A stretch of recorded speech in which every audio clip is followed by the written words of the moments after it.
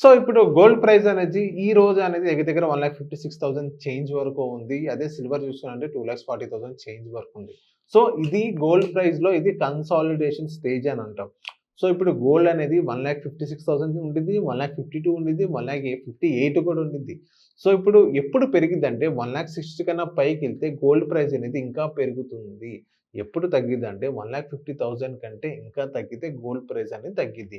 దీన్ని తగ్గడం, దీన్ని పెరగడం అని అంటారు. ఈ మధ్యలో ఏదైతే ఆడుతుందో అది బాల్ గేమ్ కన్సాలిడేషన్ అవుతుందండి. పైకి కిందకి ఇలా.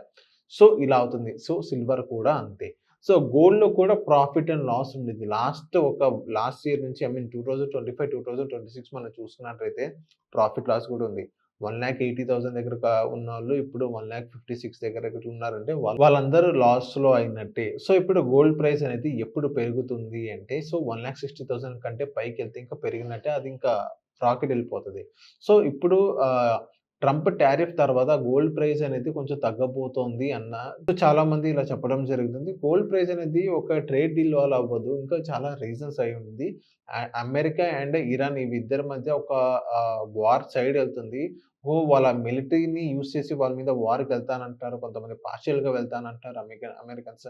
సో ఇలాంటి అన్‌సర్టెనిటీస్ ఉన్నాయన్నమాట. అండ్ నెక్స్ట్ ఇప్పుడు అమెరికా అండ్ రష్యా డీల్ తర్వాత కూడా గోల్డ్ ప్రైస్ అనేది బీభత్సంగా తగ్గబోతుంది. సపోర్ట్ లెవెల్ వచ్చేసి 1,20,000, 1,22,000 ఆ రేంజ్‌లో కన్సాలిడేషన్ అవుతుందని అన్నారు. కొంతమంది ఇంకా రూ. 1,00,000 వస్తదంటారు.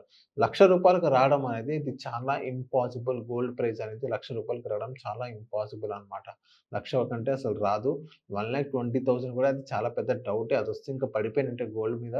సో ఇప్పుడేంటంటే చాలామంది గోల్డ్ కొనాలంటే ఇప్పుడు కొనాలి, ఎలా కొనాలి అంటున్నారు.